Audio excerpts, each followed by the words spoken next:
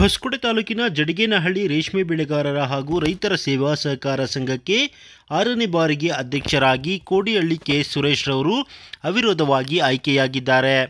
ಸಹಕಾರಿ ಸಂಘದ ಅಧ್ಯಕ್ಷರ ಹಾಗೂ ಉಪಾಧ್ಯಕ್ಷರ ಸ್ಥಾನಕ್ಕೆ ನಡೆದಂತಹ ಚುನಾವಣೆಯಲ್ಲಿ ಅಧ್ಯಕ್ಷ ಸ್ಥಾನಕ್ಕೆ ಕೋಡಿಹಳ್ಳಿ ಸುರೇಶ್, ಉಪಾಧ್ಯಕ್ಷ ಸ್ಥಾನಕ್ಕೆ ಸರ್ದಾರ್ ಬೇಗ್ ಅವರನ್ನು ಹೊರತುಪಡಿಸಿ ಯಾರೊಬ್ಬರೂ ನಾಮಪತ್ರ ಸಲ್ಲಿಸದ ಹಿನ್ನೆಲೆಯಲ್ಲಿ ಚುನಾವಣಾಧಿಕಾರಿ ಮಾಧವ ರೆಡ್ಡಿರವರು ಅವಿರೋಧವಾಗಿ ಆಯ್ಕೆ ಮಾಡಿ ಪ್ರಮಾಣ ಪತ್ರವನ್ನು ವಿತರಿಸಿದರು.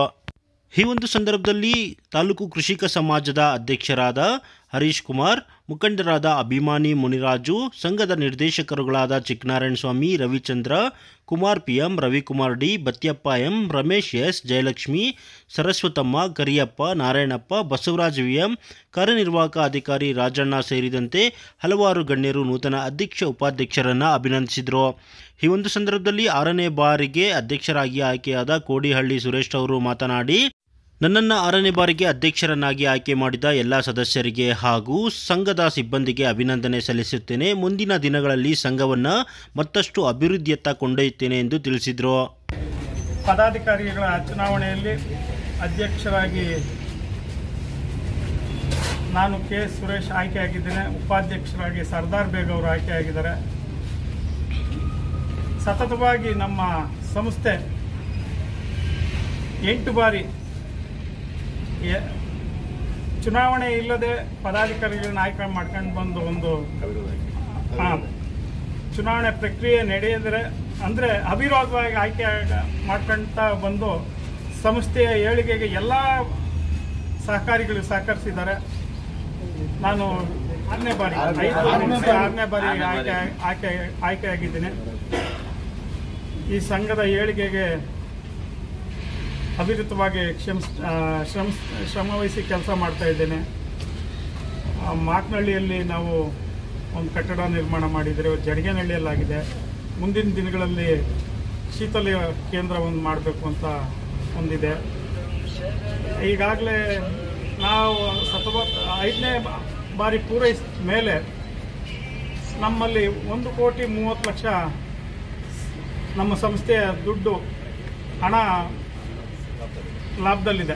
ಲಾಭದಲ್ಲಿ ಅಂದರೆ ಕಳೆದ ಬಾರಿ 18 ಲಕ್ಷ, ಅದಕ್ಕೆ ಹಿಂದಿನ ಬಾರಿ 30 ಲಕ್ಷ, ಹೀಗೆ ಸತತವಾಗಿ ಲಾಭ ಗಳಿಕೆ ಮಾಡ್ಕೊಂಡು ಬರ್ತಾ ಹಿಂದೆ ನಾವು ಅಧಿಕಾರ ವಹಿಸ್ಕೊಳ್ಳೋಕೆ ಹಿಂದೆ ಸಂಘ 8 ಲಕ್ಷ ನಷ್ಟದಲ್ಲಿತ್ತು.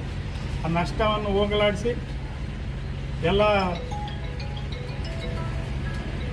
ಸಹಕಾರಿಗಳ ಒಂದು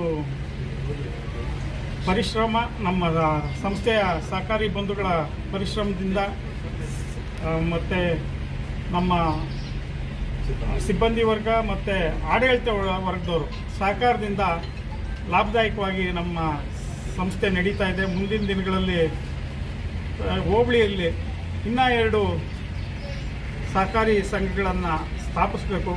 ಪ್ರಾಥಮಿಕ ಕೃಷಿ ಪತ್ತಿನ ಸಹಕಾರ ಸಂಘ ಸ್ಥಾಪಿಸೋದ್ರಲ್ಲಿ ನಾವು ಮುಂದಿನ ಹೆಜ್ಜೆಯನ್ನು ಇಡುತ್ತೇವೆ.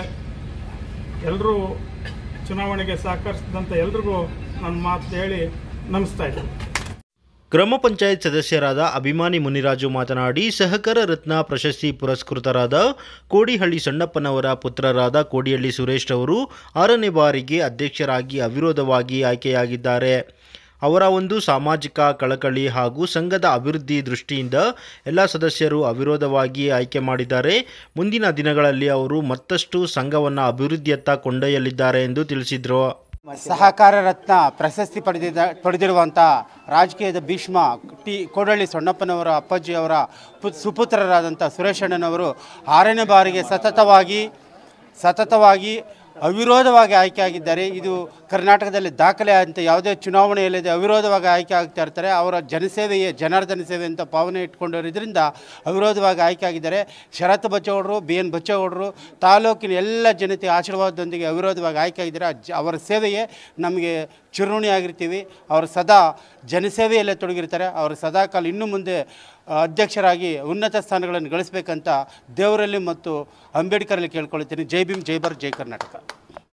ತಾಲೂಕು ಕೃಷಿಕ ಸಮಾಜದ ಅಧ್ಯಕ್ಷರಾದ ಕಾಜಿ ಹೊಸಳ್ಳಿ ಹರೀಶ್ ಕುಮಾರ್ ಅವರು ಮಾತನಾಡಿ, ಕೋಡಿಹಳ್ಳಿ ಸುರೇಶ್ ರವರು ಪಕ್ಷಾತೀತವಾಗಿ ಸಂಘದ ಅಭಿವೃದ್ಧಿಗಾಗಿ ಶ್ರಮಿಸಿದ್ದಾರೆ. ಆದ್ದರಿಂದಲೇ ಎಲ್ಲ 12ಕ್ಕೆ 12 ಸ್ಥಾನ ಅವಿರೋಧವಾಗಿ ಆಯ್ಕೆಯಾಗಿದ್ದಾರೆ. ಈಗ 6ನೇ ಬಾರಿ ಅವರು ಅಧ್ಯಕ್ಷರಾಗಿ ಆಯ್ಕೆಯಾಗಿದ್ದು ಮುಂದಿನ ದಿನಗಳಲ್ಲಿ ಸಂಘ ಮತ್ತಷ್ಟು ಅಭಿವೃದ್ಧಿಯತ್ತ ಕೊಂಡೊಯ್ಯಲಿದ್ದಾರೆ ಎಂದು ಎಲ್ಲ ನಿರ್ದೇಶಕರಿಗೂ ಕೂಡ ಅಭಿನಂದನೆಯನ್ನು ಸಲ್ಲಿಸಿದರು. ನೂತನವಾಗಿ 6ನೇ ಬಾರಿಗೆ ಅಧ್ಯಕ್ಷರಾಗಿರುವಂಥ ಕೋಡಹಳ್ಳಿ ಸುರೇಶ್ ಅಣ್ಣವರು ಹಾಗೂ ಮಹಬೂಬ್ ಬೇಗಣ್ಣವರು ಕಟ್ಕಿನಹಳ್ಳಿ ಉಪಾಧ್ಯಕ್ಷರಾಗಿ ಆಯ್ಕೆಯಾಗಿರ್ತಾರೆ. ಹಾಗೆ ಅದೇ ರೀತಿ ನಮ್ಮ ಪರಮನಹಳ್ಳಿ ರವಣ್ಣವರಾಗಿರ್ಬೋದು, ಮಾಕನಹಳ್ಳಿ ರಮೇಶ್ ಅಣ್ಣವರು, ಬತ್ಯಪ್ಪಣ್ಣವರು, ಇನ್ನು ಕರಿಯಪ್ಪನವರು, ರವಿಕುಮಾರ್ ಅವರು, ಬಸವರಾಜ್ ಅವರು, ಚಿಕ್ಕನಾರಾಯಣ ಸ್ವಾಮಿ, ಜಯಲಕ್ಷ್ಮಿ, ಸರಸ್ವತಮ್ಮ ಇವರೆಲ್ಲ ಅವಿರೋಧವಾಗಿ ಆಯ್ಕೆಯಾಗಿರ್ತಾರೆ. ಅವರಿಗೆಲ್ಲರಿಗೂ ತುಂಬ ಹೃದಯದ ಅಭಿನಂದನೆಗಳು. ಇಲ್ಲಿ ಯಾವುದೇ ನಮ್ಮ ಸುರೇಶ್ ಅಣ್ಣ 5 ಬಾರಿ ಅಧ್ಯಕ್ಷರಾಗಿ ಇದು 5 ಬಾರಿ ಈ ಹಿಂದೆ 5 ಬಾರಿ ಅಧ್ಯಕ್ಷ ಸ್ಥಾನ ಪೂರೈಸಿ ಈಗ 6ನೇ ಬಾರಿಗೆ ಅಧ್ಯಕ್ಷರಾಗಿದ್ದಾರೆ. ಅವರು ಯಾವುದೇ ರೈತರಿಗಾಗಲಿ ನಮ್ಮ ಎಲ್ಲ ಪಾರ್ಟಿ ಪಕ್ಷ ಭೇದ ಮರೆತು ಎಲ್ಲರಿಗೂ ಸಹ ಸರ್ಕಾರದಿಂದ ಬರುವಂತಹ ಲೋನುಗಳನ್ನು ಎಲ್ಲ ರೈತರಿಗೂ ಒದಗಿಸ್ಕೊಡ್ತಾ ಇದ್ದಾರೆ. ಮುಂದಿನ ದಿನಗಳಲ್ಲೂ ಇದೇ ರೀತಿನ ಉತ್ತಮವಾಗಿ ಮಾಡ್ತಾರೆ ಅನ್ನೋದು ನಮಗೆ ಇದೆ, ಮುಂದೆ ವಿಶ್ವಾಸವಿದೆ. ಇನ್ನು ಮುಂದೆ ನಮ್ಮ ರೇಷ್ಮೆ ಬೆಳೆಗಾರರ ಜಡಗೇನಹಳ್ಳಿ ಇನ್ನೂ ಚೆನ್ನಾಗಿ ಅಭಿವೃದ್ಧಿ ಹೊಂದಲಿ ಅಂದ್ಬಿಟ್ಟು ಕೇಳ್ಕೊಳ್ತೀನಿ.